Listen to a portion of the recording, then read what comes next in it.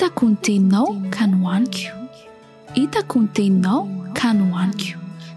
Famerenana ny lesona sekoly sabata ho an'ny lehibe arahinao eto amin'ny Hope Fire Radio miaraka amin'ny imprimerie adventiste. Hitako ny teninao ka nohaniko, hitako ny teninao ka nohaniko.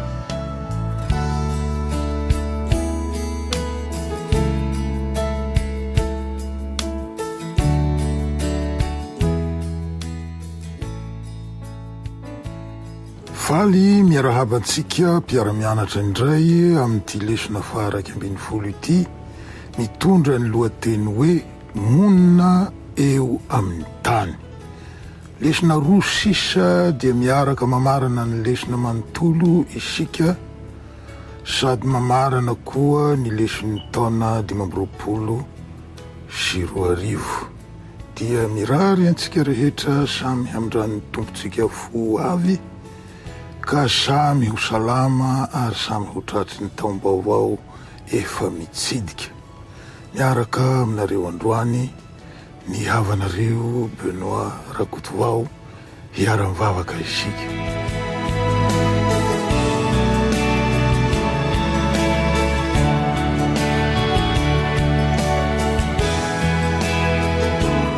Rainay tsara sy masay indrindra ny danitro, feno fakasitrahana anao ny fonay noho ny fitondranao mahasoa, ka indro izahay manakaiky sahady ny faran'ity taona 2024 ity.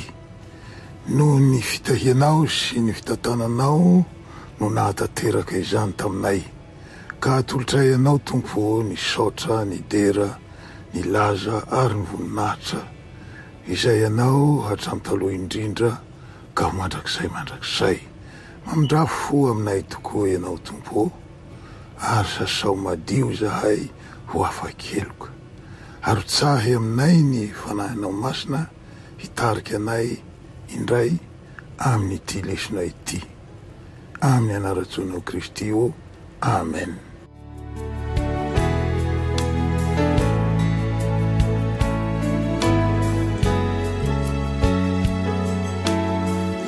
Ny toko iompanan'ny lesontsika dia ny Joshua toko 2:20. Ny fantatra dia zao: vita ny ady, azo ny zanak'Israely ny tany nampanantenaina azy, hody any amin'ny anjara taniny amin'izay ny taranaky Gada sy Robena ary ny antsasaky ny taranaky Manase, izay nanoromponenana ery andafy atsinanany ony Jordana. Tsara tsy ahivitsika kely aloha ny zava-nitranga talohan'izao. Ny zavatra nitranga dia hitatsika ao amin'ny Nomery, ao amin'ny boky ny Nomery toko 2:30, ao amin'ny toko manontolo. Nanatona ny Mosesy tamin'izay ny taranaky Robena sy Gada, ary nangataka ny hanoromponenana tery ampita atsinanany Jordana ry zareo, satria nanana omby sy biby fiompy maro zareo, ka ny fanaraka tsara tamin'ny toetany tadiaviny ny teny. Ny rehitra tamin'ry zareo ny fahatezeran'ny Mosesy tamin'izay, ka hoy izy: nahoana ianareo no mampiketraka ny fony zanak'Israely mba tsy handehanany ho any amin'ny tany izay nomeny Jehovah azy? Izany no nataony rainareo foniny Irakio avy tao Kadesy Barnea hisafo ny tany izy, fa raha niakatra hatrany andohasany Eskola izy, ka nahita ny tany, dia nampiketraka ny fony zanak'Israely izy mba tsy handehanany ho any amin'ny tany izay efa nomeny Jehovah azy. Ary ny rehetra ny fahatezeran'i Jehovah tamin'izay andro izay, dia nianina izy ka nanao hoe: ny olona izay niakatra avy tany Egipta hatramin'ny 20 taona no miakatra, dia tsy hisy ahita ny tany izay efa nianianako tamin'ny Abrahama sy Isaka ary Jakoba homena azy, satria tsy tanteraka tamin'ny fanarahana izy. Afa-tsy Kaleba zanaky Jefone Kenizita sy Josua zanaky Nona izay tanteraka tamin'ny fanarahana an Jehova. Dia nirehitra tamin'ny Israely ny fahatezeran Jehova, ka nampirenireny azy tany anefitra 70 taona izy, mandra-pahalany ritra ny taranaka rehetra izay nanao ratsy teo mason'i Jehova. Ary indreto ianareo mitsangana isolo ny rainareo ho taranaka mbola mpanota, hampitombo ny firehetan'ny fahatezeran Jehova amin'ny Israely. Fa raha miala amin'ny fanarahana azy ianareo, dia hamela azy any anefitra indray izy, ka dia ianareo no handringana izao olona rehetra izao. Ao amin'ny Numeri 2:17 ka hatramin'ny 5:15. Izay zany no teny nataon'i Mosesy. Dia namaly ny taranaky Gada sy Robena, ka ny teny nanao hoe: hanao vala eto izahay ho an'ny omby amanondronay, sy tanàna koa ho an'ny zanakay madinika. Fa ny tenanay dia hiomana faingana handroso eo alohan'ny zanak'Israely, mandra-pitondranay azy ho any amin'ny taniny. Ary ny zanakay madinika dia hitoetra amin'ny tanàna mimanda noho ny mponina amin'ny tany. Tsy hody any an-tranonay izahay mandra-pahazo ny zanak'Israely ny zara-taniny. Ao amin'ny Numeri 2:13 ka hatramin'ny 9:20. Izay zany ny valiteny azon'i Mosesy, ka dia nekeny Mosesy ny fangatahandry zareo.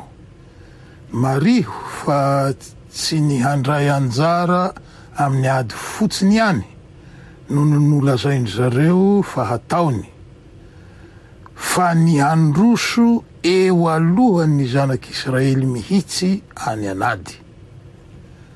Fantatra koa fa ny taranaky Gada dia nisy lehilahy mahery anady, ary havanana amin'ny zanatsipika. Ka taty aoriana tamin'ny andron'i Davida dia lasa garde rapproché-ny mpanjaka ny Gadita tamin'ny andron'i Davida izany. Vakio ao amin'ny tantara voalohany 12:9. Ny Josua 2:20 dia ahitantsika ny fodiandry zareo, zany hoe ny Gadita, ny Robenita sy ny atsasaky ny fireneny Manase.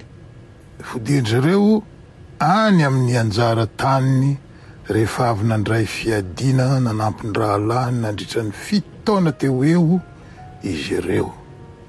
Izay zany ny teny fampidirana.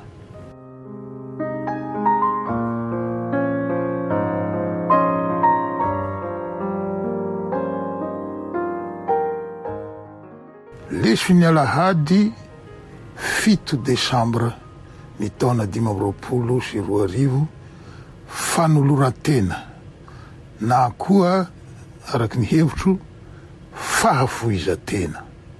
Efa voalazantsika teo amin'ny teny fampidirana teo ny fahafoizantena ny Gadita, ny Robenita ary ny atsasaky ny foko ny Manase, izay samy ny fidy ny hijanona sy orom-ponenana aty ampitatsinana ny Jordana.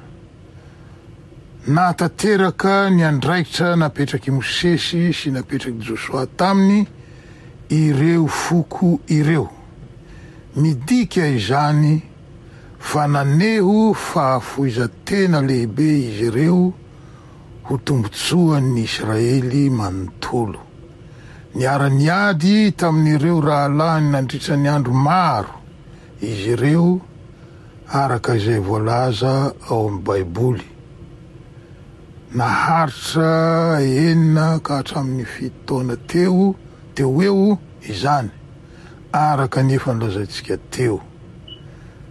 Navelany tany amin'ny fonenany avy ny vady aman-janany tany andafy atsinanany Jordana, ka nanapa-kevitra ny hiady tampahatokiana niaraka tamin'ireo rahalany izy ireo, niatrika ny loza mety handratra na hahafaty azy any anady. Izay zany ny leson'ny Alahady izay milaza mamakafaka ny fahavozantena ny fokony Gada sy Robena ary ny atsasaky ny fokony Manase.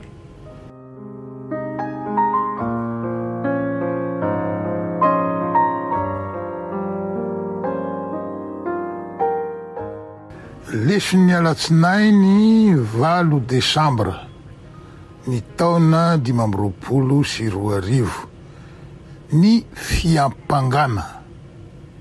Iza no nampangaina? Valiny.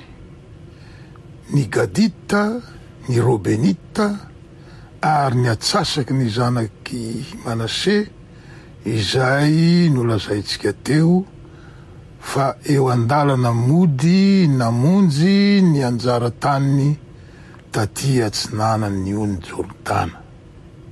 Iza no niapanga? Valiny.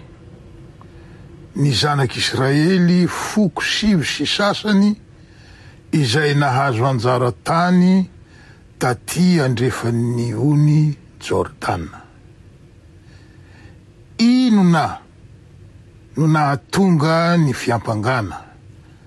Vakitsika Joshua 2:20 azafady ny 10.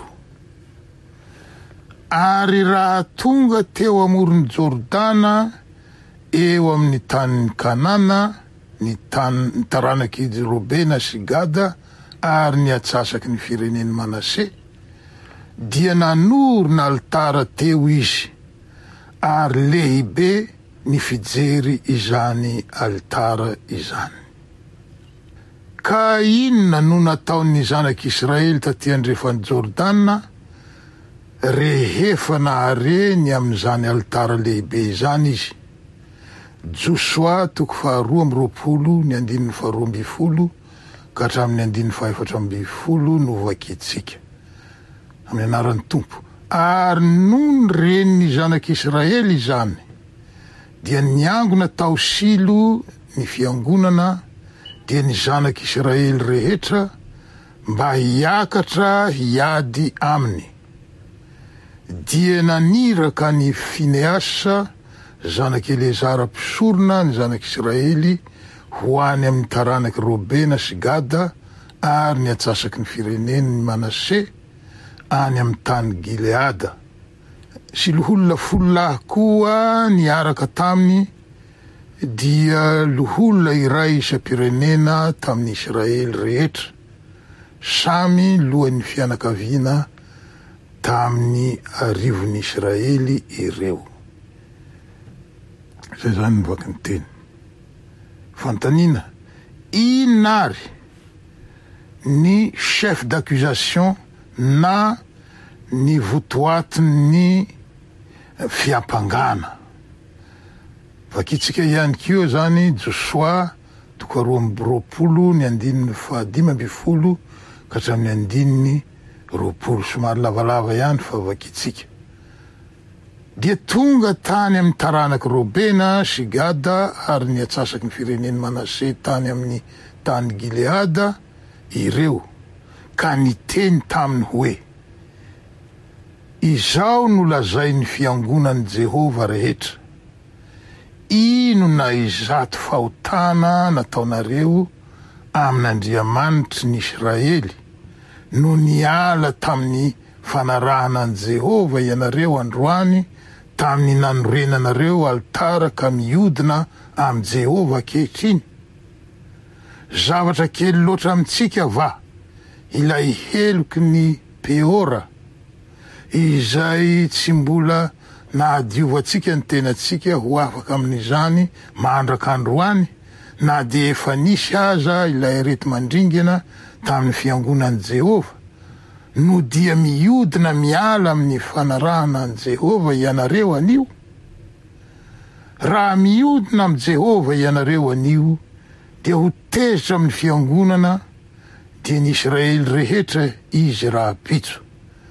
Kanefa raha maloto ny taninareo dia mita hoany amin'ny tanin'i Jehova izay toerany tabernakelin' Jehova ka any aminay makafonenana. Fa aza miodina am' Jehova na miodina aminay amin'ny anorenanareo altara afa-tsy ny altaran' Jehova Andriamanitsika. Tsy nandika ny didy va Akana zanak' Zera tamin'ny zavatra voaozona ka nisy fahatezerana na tratra ny fiangonana dia ny Israely rehetra, ary tsy io lehilahy io irery ihany no maty tamin'izany helony izany. Zay zany novaky ny teny. Ireo zany ny fiampangana. Mbola hiverenatsika jerena akaiky ireo fiampangana ireo mba hazavazava kokoa amintsika. Fa andao jerentsika alohany hoe inona no valiteny nomen'ny voapanga.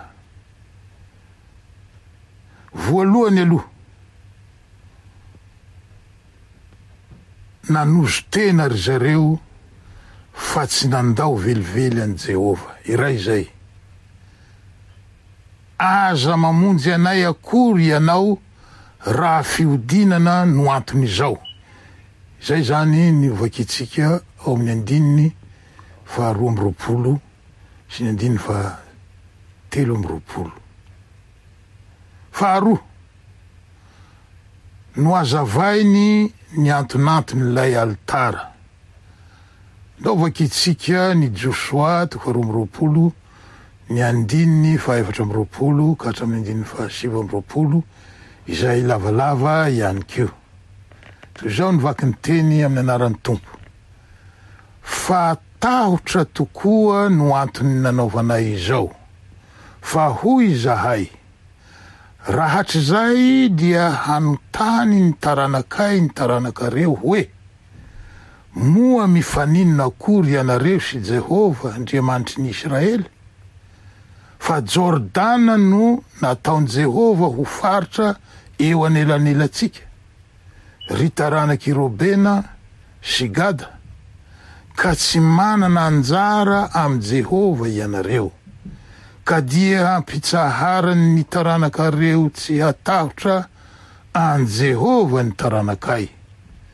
Dia hoy zahay, aoka isika hanorina altara ho atsika, tsy hanaterana fanatitra dorana nefa na fanatitra hafa latsadra, fa mba ho vavolombelona ho amintsika sy ny taranatsika mandimby atsika, hanaovanay ny fanompoana an' Jehova eo anatrehany amin'ny hanaterana fanatitra dorana sy fanatitra hafa latsadra ary fanatim-pihavanana, mba tsy ho lazainy ny taranakareo amin'ny taranakay raha hatr'izay hoe tsy manana anjara am' Jehova ianareo.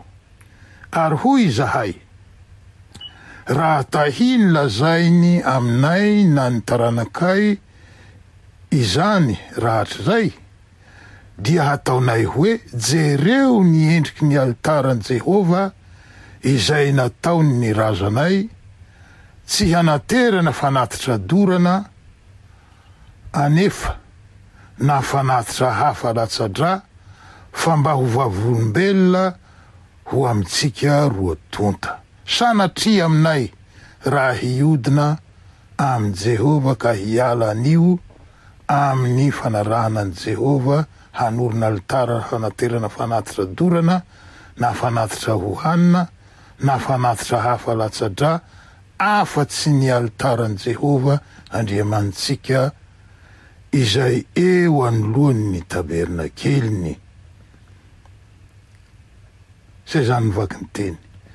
Zay zany no fanazavana navaly ny firenen'ny Robena sy Gada sy ny atsasaky ny firenen'ny Manase, navaliny ny delegation'ny Israely izay niapanga azy ireo. Zay zany ny lesony alatsinainy tonga eo amin'ny lesony talata 7 novambra ny taona 2022 isika. Tondra ny lohateny hoe mbola mibahana ao an-tsaina ny taloha. Hozitsika teo hoe mbola iverenantsika kely ny amin'ireo fiampangana ireo. Inona marina tokoa moa ireo fiampangana ireo? Voalohany, nampangaina ho niala tamin'ny fanarahana an Jehova ry zareo. No everin zareo tany ampitandrefana zany, fa altara ho an'ny Bala Peora, io altara io fa tsy altara ho an'i Jehova kory. Fihodinana am Jehova izany no nandraisany Israely foko 7 sy sasany ny fanamboarana an'io altara ngezabe io. Zay zany ny voalohany. Faharoa, nampangaina ho niendaka tamin'ny zanak'Israely izy ireo. Voalohany aloha efa nisaraka ara-geografika tamin'ny besinimaro ry zareo. Ny tany ampitandrefany Jordana no nampanatenaina ny zanak'Israely, nefa ry zareo ny safidy ny petraka aty amin'ny ilany atsinanan'ny ony. Izay fotsiny dia efa nahatonga ahy teo amin'ny zareo mpiapanga hoe te hisara-bazana ireto. Avy eo miampy an'ilay altara dia miseho lany izao fa tahaka ny olona mitady ny fahaleovatenany ireto. Teo amin'ny teny nentin'ireo delegasionna dia efa nisy fanasana madinidinika hoe mitaha ho any amin'ny tanin'i Jehova izay toeran'ny tabernakelin'i Jehova, ka any aminay makafonenana, fa aza miodina am Jehova na miodina aminay amin'ny anorenanareo altara afa-tsy ny altaran'i Jehova Andriamanitsika. 7:20 io. Hita eto fa tsy everin zareo ho tany nomeny Jehova ny aty andafy atsinanan'ny ony Jordana, fa ny andafin'ny ony andrefana no izy. Fantanina, inona moa no tena natahorany Israely tamin'izao nantsoiny ho fihodinan'ireo foko 2 sasany ireo izao?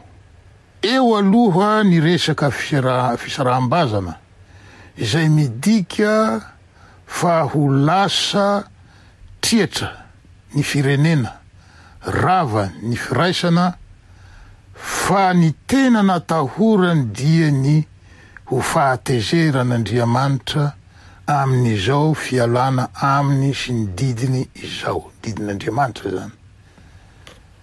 Tsy ho adininy velively ary tsy ho adininy vetivety ny fahotana vitany kana, nahatezitra n'Andriamanitra ka nahatonga ny faharesen'ny zanak'Israely tao ay sy ny fahafatesan'ny vatan-dehilahy ny isa 430. Mbola nibahana tao an-tsainy koa, ary tsy ho adininy velively ary tsy ho adininy vetivety ny fahatezerany Jehova tao Sitima, taloha kely ny ampitany ony Jordana. Tao no nijangajangan'ny olona tamin'ny vehivavy Moabita sy Madianita ary ny vavahany tamin'ny bala tao Peora. Noho ny fahatezerany dia nandefana Andriamanitra arety mandringana izy ireo ka 4,000 no maty. Tsy mahagaga raha i Fineasa zanaky Eliezera mpisorona no voafidy hitarika ny delegasionna satria tadiditsika tsara fa noho ny firehetan'ny fony tamin'izay izy no nandefona n'ilay lehilahy Israelita antsoina hoe Zimri sy ilay vehivavy Madianita antsoina hoe Kozbi izay nijangajangany ampahabemaso ka izy tamin'izay no nampitony ny fahatezerany Jehova. Ka ireo no zavanitranga tany amin'ny lasa ka nahatonga ny ahiandry zareo sy ny tahony zareo avy taty andrefana zany rehefa nandreny tamin'ilay altara lehibe natsanga ny zanaky Gada sy Robena sy ny atsasaky ny zanaky Manasery zareo. Ho tezitra amintsika indray Jehova ho izy ka ho ravany tanteraka amin'izay ty firenena ity nefa isika mba efa tonga azafady mba efa tonga eto amin'ty tany nampanantenaina ity. Ndao isika hiteny anireo rahalahintsika ireo. Izay zany ny leson'ny talata.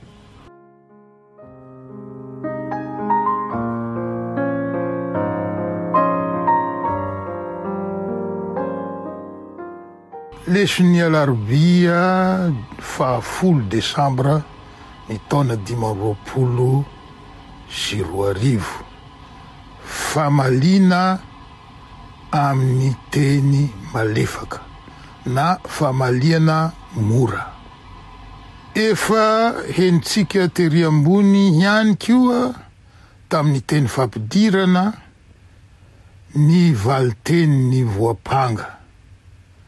Raha atao amin'ny fiteny hafa ny valiteny nomeny izy ireo dia izao no lazainy mahazo mandry vohon'ny vato ianareo tompoko lahy fa tsy fialana am Jehova tsy akory izao tsangabaton'ny altara na orina izao fa ny mifanohitra amin'izany indrindra no izy altaran Jehova io na orina io fa natahotra izahay fa any aorinany hanontany ny taranakay ny taranakareo ka hanao hoe aiza izay mba ifandraisandry zareo reo am Jehova.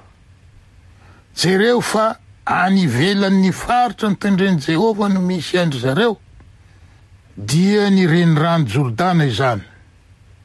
Ka izay tompoko no antony nanorenanay anio altara io. Tsy fanatitra ho an'ny bala no hataonay eo fa fanatitra ho an'i Jehova. Tahaka zay zany ny valiteny raha azavaina sy atao amin'ny teny hafa. Toy izany raha atao amin'ny teny hafa ny navaly ndry zareo ny teny fiampangana nataon'ny foko 7 sasany avy taty andrefany Jordana. Teny tsotra, mazava, teny malefaka, feny fahatsora-po, feny fanajana sy fitsimbinana ny teny navoakandry zareo. Tsy nisy fahasorenana, tsy nisy fahatezerana, tsy nisy feo henjana na feo mahery. Ndry Fineasa avy taty andrefana nefa tsy mba nanontany akory hoe inona moa izao altara na orinareo izao fa avy atrany dia fanakianana sy fiampangana mandrivorivo no nataony. Inona izato fahotana nataonareo amin'Andriamanitry ny Israely no niala tamin'ny fanarahana an Jehova ianareo androany, tamin'ny nanorenanareo altara ka miodina amin' Jehova ankehitriny. Zay zany ny fiampangana mandrivorivo nataon'zareo avy hatrany. Raha izay olona any aminay zay tsy ho tononiko ny anarany no nanaovana teny kivalavala tahaka zany, ho nahita raha i Fineasa sy ny tariny teto. Soa ihany fa olokendry ireo Gadita sy Robenita sy zanaky Manase reto, ka ny farana tsy nisy raorao ny fionana, fa tateraka ny teny voasoratra ao amin'ny boky ny oabolana manao hoe: ny famalina mora dia mampianina ny fahatezerana mafy, fa ny teny maharary mahatonga fahasosorana. Oabolana 5:10 ny andininy voalohany. Izaho hevitro manokana zany, izaho rery manokana dia mihevitra fa tsy nahateny na inona ndry Fineasa sy namany teny andalana nody, satria samy nahatsiaro tena vasoka kely ihany ry zareo, nahatsiaro tena menatra koa tany anatin'ny tany avy, satria voavy nanendrikendrika ny rahalany tsy misy pirofo ry zareo. Zay zany ny leson'ny alarobia.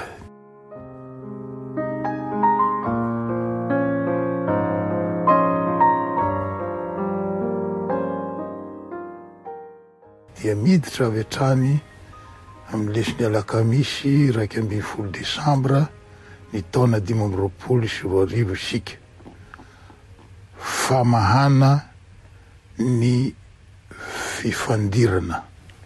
Izao zany, tsoahiko indray ilay teniko teo, fa hitako olokendry mihoatra noho aho daholo ireto olona nihaona reto. Ny teny tsoahiko eto dia ny hevitra fa vasoka i Fineasa sy ny namany, ka tsy nahaloa bava teny andalana mody noho ny henatra sy fahafahambaraka kely tamin'ny endrikendrika nataony.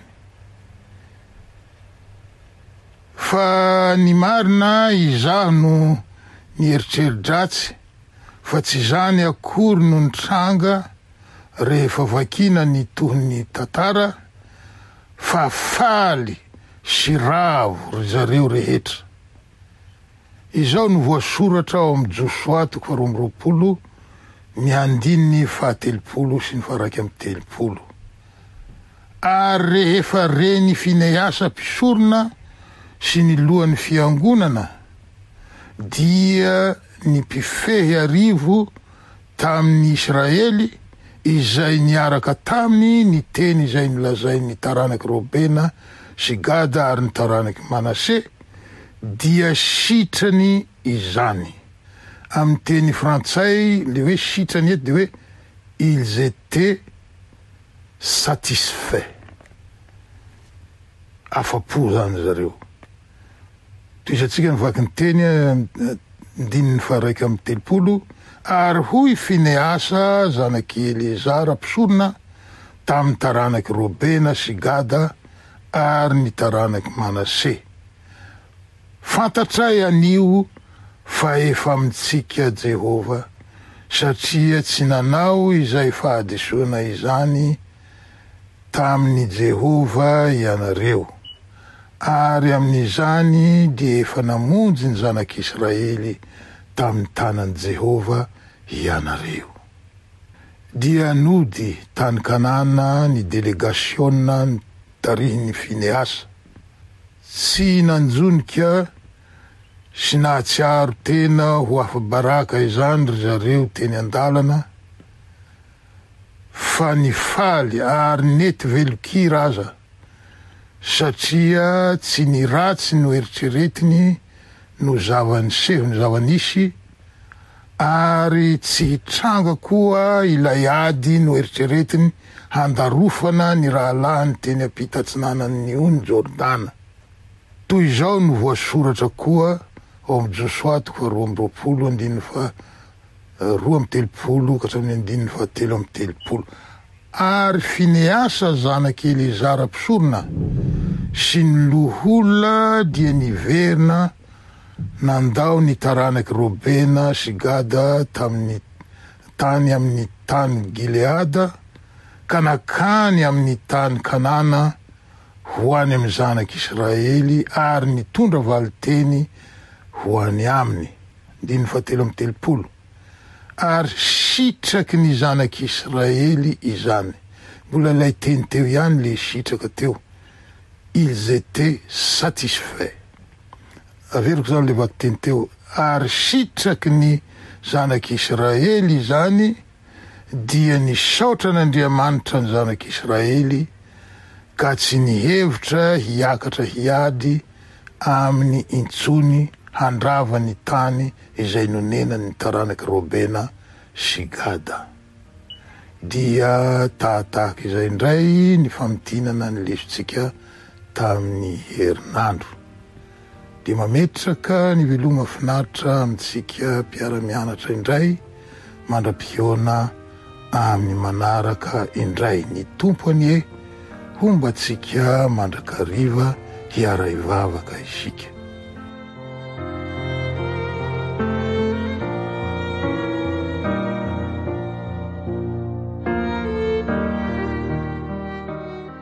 Misaotranao zahay noho ny nanomezanao anay izao lesony fifampitsimbinan ny samy mpirahalahy izao. Tahaka ny lamba jiafotsy ny fifandraisanay zanak'olombelona ity tany, vao tsy alà kasokaso, tota tsy alà ndromoromo. Ohatra velona ho anay Tompo no naseho ny delegasiony Fineasa sy ny zanaky Israely tapitatsinanany Jordana teto. Fa na nisy aza ny teny nety ho nanafotoana, nety ho nandratra fo, na teo aza ny ahiahy tsy havanana hoy ny fiteny, samy nandeha tapahatsora-po sy fahalemem-panahy ry zareo rotota, ka voasoroka ny ady isaky ny poka, voahaja ny fihavanana sy ny firahalahiana sy ny fifampitsimbihnana sy ny fifankatiavana ary voatazona ny firaisam-pirenena. Ampio zahay Tompo mba hahay hakatahaka azy ireo eo amin'ny fiainanay. Amin'ny anaratsoanao Kristy io. Amen.